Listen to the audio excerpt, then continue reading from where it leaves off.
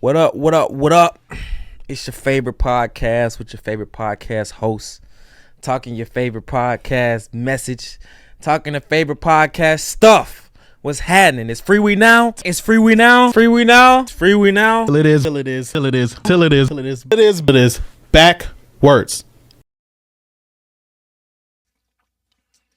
What up, what up? We back. It's Freewenow. Till it is backwards. Yes, sir, Ski. Look, we are bringing another Bible story to you. Another Bible story. Another one. The Netflix. A little Netflix special. All right. So it's Jonah. I don't know if you heard of Jonah and the whale, but this is the story of Jonah. What you got for the people?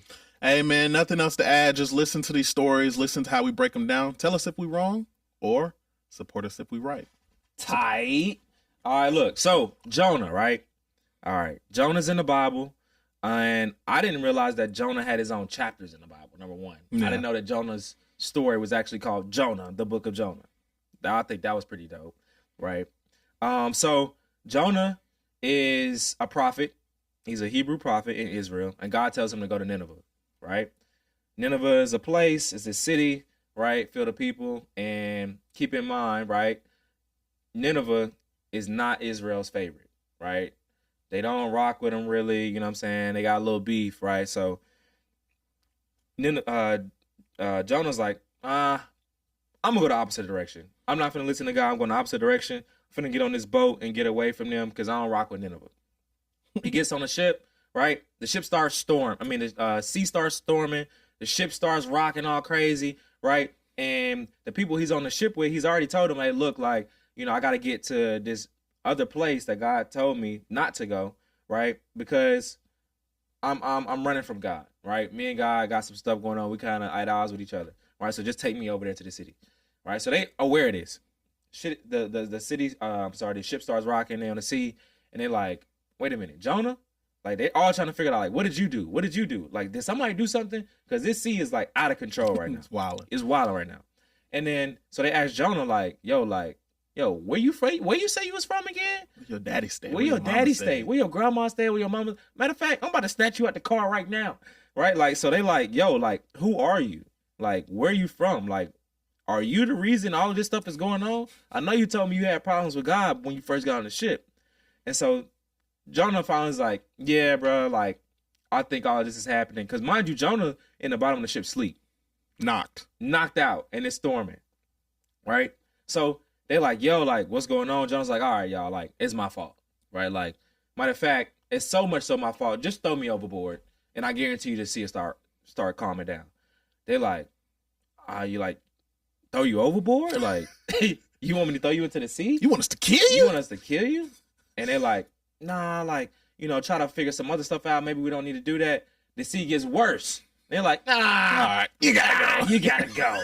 As soon as they throw Jonah overboard, right? Mind you, it's a storm. I don't know if y'all ever been on a ship or in the sea, right, on the ocean when there's a storm. It's crazy work. It's not fun. It's not fun at all. There was water in the boat. You know what I'm saying? So they throw him over, and then immediately everything calms down. God commands they call a big fish, right, or a whale to swallow up Jonah. Jonah's in the whale. He's basically repenting in the well, saying, hey, God, like, I believe in you. Like, I'm sorry. Like, I'll give you some sacrifices. Everybody in the Bible, when they start messing up, I'll give you some sacrifices. I'll give you something. Yeah, I'll give you some sacrifices, right? I vow to never, you know, not trust you again, put my faith in false idols and gods or whatever. And then he's in the well for 3 days and 3 nights. Well spits him up onto the beach. So he gets spit up on the beach. Now, after being in the well for 3 days and nights in a storm, you're going to go where you need to go. And not only did he go where he need to go, he was in the Bugatti on the way there.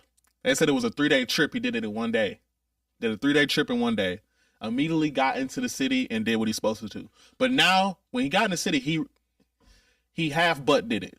He ain't really put all his heart into it. He just kind of did it. He just said, hey, in 40 days, God come to air the spot out. 40 days, God's going to air everything out. Right.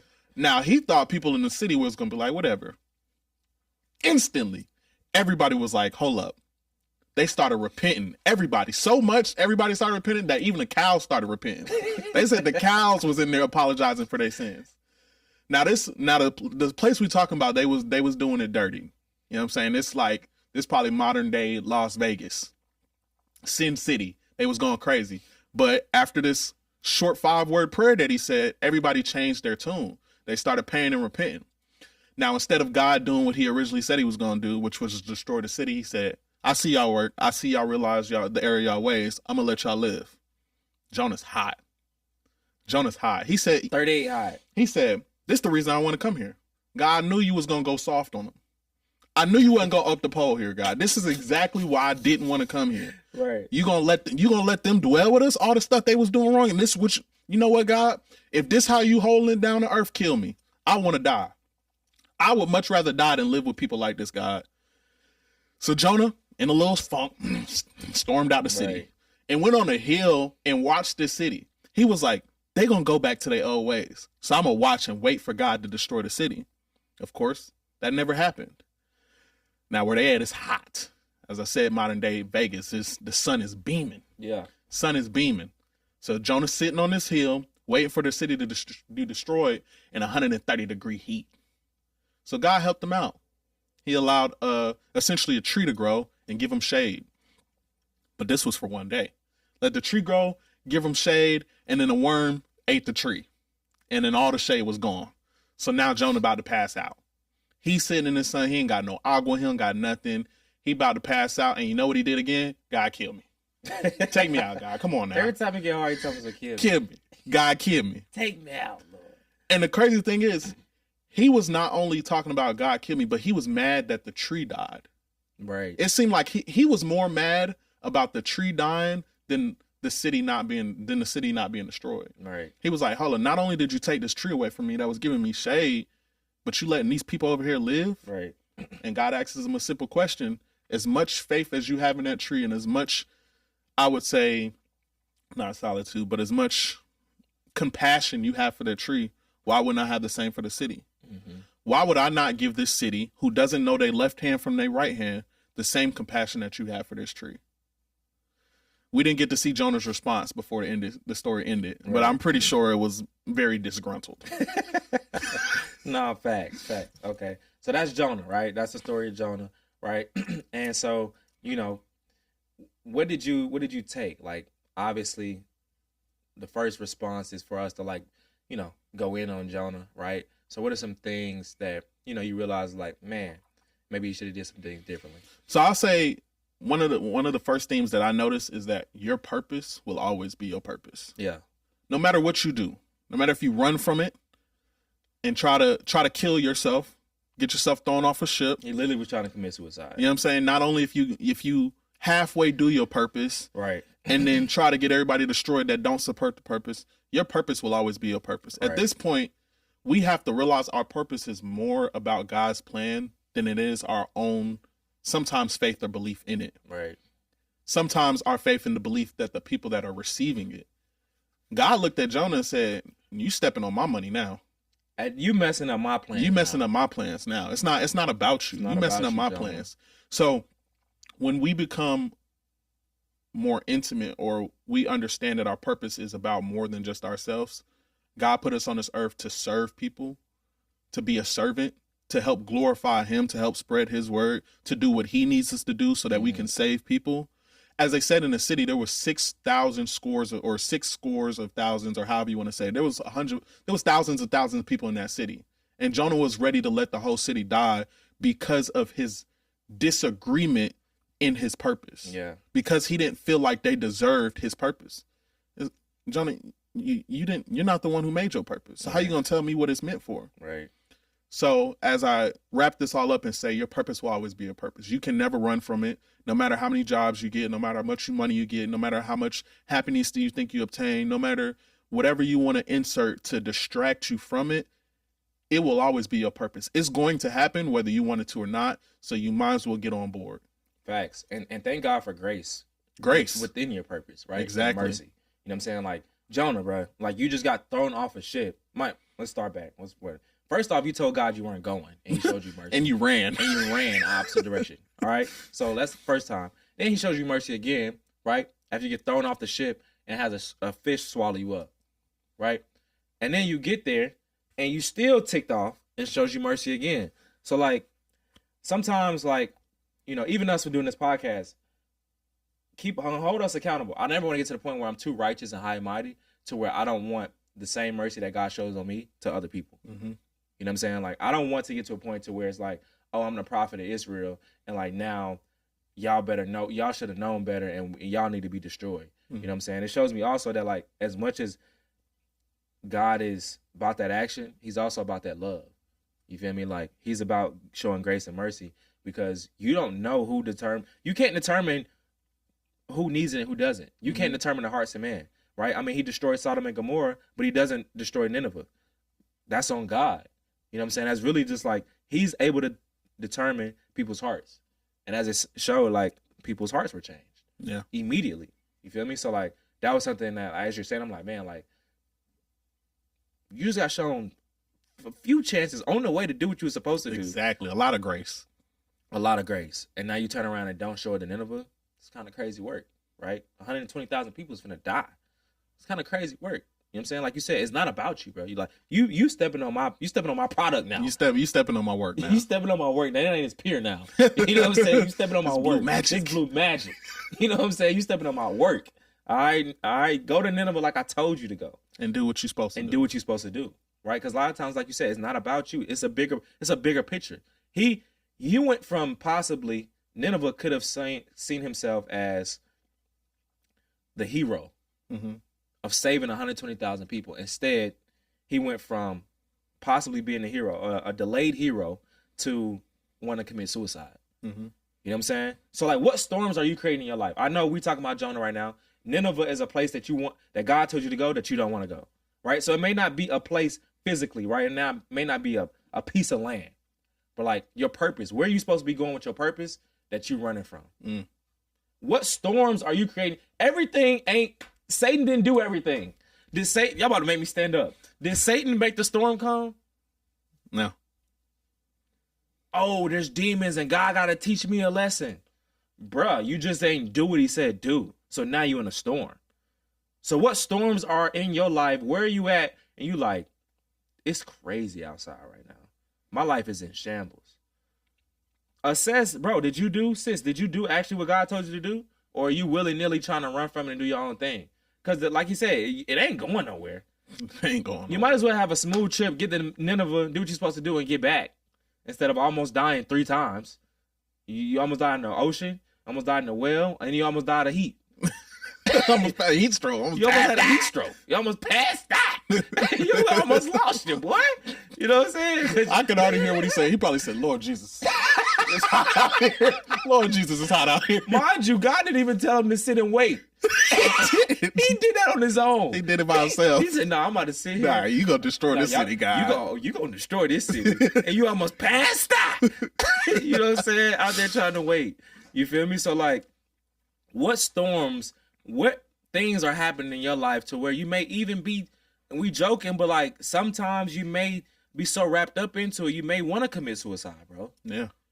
Like, you may think life is better with you not here simply because you're not listening to God. Your life will be better. You got to stop running from it. I'm speaking to myself, and that's why we doing this, what we doing. Because me personally, I was trying to run from it. I'm trying to be play. I'm trying to be capital P. You know what I'm saying? I ain't trying to pushing P. I'm trying to be pushing P. You know what I'm saying? I ain't trying to be talking about Jonah in the Bible and he was in the sea in the well for 3 days and 3 nights. You know what I'm saying? Like, but here we are. I gotta go to Nineveh. You gotta go to Nineveh. You gotta do the process, right? And another big thing that I took out of this teaching, right, is God could love your enemies. Tight. God could love your enemies. I think that's also the reason that he takes the teaching that vengeance is not yours. Vengeance is mine, says the Vengeance Lord. is his. Like, let God do his work, because God not going to let you disrespect his people. You may be one of his people too, and he ain't going to let people disrespect you, but just as down or just as much as he got your back, he got their back too. So like, don't get it confused. Don't think just because you don't agree with somebody that God should as well. Just because you can't forgive somebody that God shouldn't as well.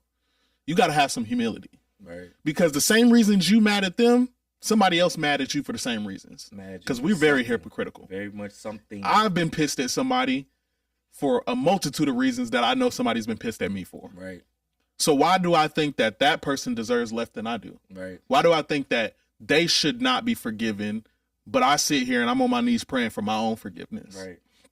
So understand that God can love your enemies. Just because you have quarrel with somebody, just because you want to give them a couple of these across the face, Knuckle sandwiches, does not mean that they don't have favor with God. right? Don't play about God's people just like he don't play about you. So like take that to heart, because sometimes I could struggle with that myself. Right. You know what I'm saying? Like I could get so much into it with somebody that I feel like they don't deserve forgiveness. Right. That, not gonna say that I wish terrible about or over their life, but in that moment they might get a 10 or 15 piece. You know what I mean? Y'all need to die. So like your heads.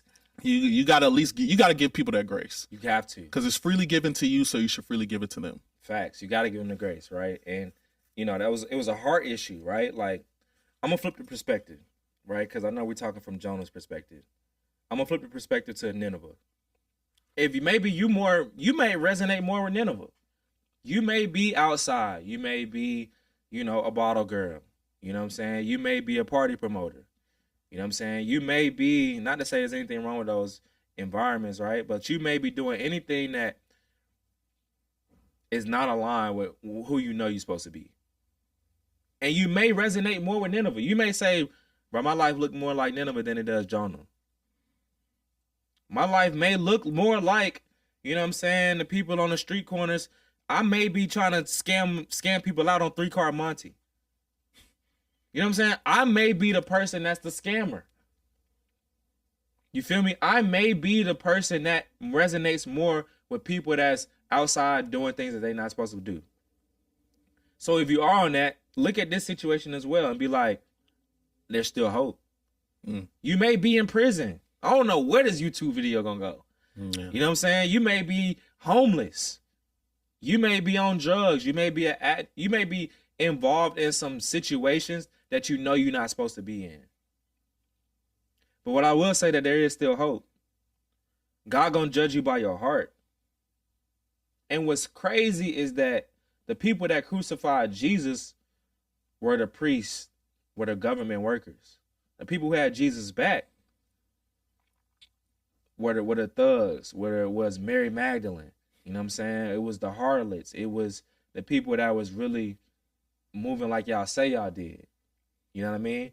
That had Jesus back. In this situation, the people that turned their hearts the fastest were the people involved in the most BS. The people in Nineveh changed their heart immediately. And we see it takes 4 chapters for Jonah, and we still don't know if his heart really changed, for real, for real. Yeah. We know God spared him, but this prophet, this person, it's the church person that's wearing, the big hats, you know what I mean? And mad at the kids now because they wearing these type of hats to church. And y'all don't dress up for church no more. You know what I mean? We used to wear hard bottom shoes and suit ties and be suited and booted, you know what I mean? And stay in church for 5 hours. You know what I'm saying?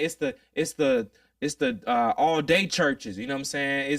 It's the people that feel like, why you coming to church smelling like weed, right? Like, it's the people that's like, oh, you showed up to church drunk. You know what I'm saying? Like, it's interesting that the people that say that they're such these high believers, great believers in Jesus and God, that their hearts are the hardest. Why is that? So don't think that you just high and mighty because your actions and behavior to the outside world, people can't see it. But again, God sees all. He judging you by your heart. So if you Nineveh or you Jonah, get your heart right. You feel me? Get your heart right. That's big. And I think that aligns with like my last point when it comes to this chapter, which is it was stated in the last couple verses of the Jonah book, right? When the tree was destroyed because of the worm, Jonah had all these opinions about the tree. Yeah. He had all these opinions about Nineveh. And God said, how do you have these opinions when you didn't labor for this tree? Right. You didn't water this tree. You didn't help it grow. You didn't do nothing. You had no hand in it. So why do you have so many opinions about it? So just like Hassan said, we get so caught up in this, I would even say God complex, that the closer we get to God, the more we feel like we have the power to judge everybody else. The closer the more we read about having grace, the more we read about having wisdom and understanding, we start to forget there was once a point where we didn't have any of that. Yeah. And now all of our previous actions have turned into, and I would say in a good thing, our pursuit of God, but it also has turned into our segregation of everybody else. You cannot formulate an opinion on anybody, or you should not formulate an opinion on anybody if you didn't have a hand in the work. If you wasn't there helping somebody get up, if you wasn't helping somebody work through their addiction, if you wasn't helping somebody build a Fortune 500 company, if you wasn't helping somebody sweep their floor, if you didn't help somebody formulate or build the foundation that they're on, you don't deserve an opinion in that. Right. It is not up to you. You didn't help build it. Whether they have a terrible life or a great life, you did not help it. Right. So why do you feel like your words are going to be the thing that gives it true judgment? Right. Why do you feel like you deserve to be judge, jury, and executioner? Right. Stop trying to take on the role of God. What was that song? Stop trying to be God. I can't remember who made that song. Travis Scott. Stop trying to be God. Yeah. We don't deserve that. We got grace. The reason we're here, any of us are here, is off straight grace. No cap. And the crazy thing is, from the people that live in straight sin to the people that live in righteousness, it's probably only an inch that divides them. It's probably only a moment that divides them. So don't think that just because you're following the right path and somebody else may not be, that you deserve to put them down. Right. Because that could have just as much been your life had one moment changed. Facts. God said, how you treat the least of me is how you treated me. Mm. You feel me? So how you treat the least of me. If Nineveh is the least, I think that's like Matthew 25. He's like, how you treat the people that don't got it all together, that's how you treated me. Mm. You feel me? So how are you treating the Ninevehs? And if you are the Nineveh, is your heart open? Right? Is your heart hardened? Right? Like, do you have a heart for God? Like, you ain't got to be perfect. We ain't perfect. You know what I'm saying? Where your heart at? Get your heart right. Where your heart at? You know what I'm saying? Where's your heart? Are you trying to change? Do you want better? Like, where's your heart? And come humbly. You know what I'm saying? And I was going to say something about the churches, but I won't. I will not. I will stay and I'll take the political route and the high road this time. Right? Yeah, anything to close it out? No, that was big. I love that we do these Bible verses. I love that we've, fully immersed ourselves in our gift and we went for it. And one last thing I got for everybody is that you can fail at doing the things that you don't want to do, so you might as well do the things that you love to do. Facts. I will say something about the church. I'll just say this. Church, let's get outside more. Let's just be a little bit more outside. I feel like we're too inside. The doors are too closed up. As I'm reading the Bible, I'm realizing people are taking ships and they going places and they outside with the people. Let's be outside with the people. It's Freewenow. Till it is backwards. Yes, sir, ski.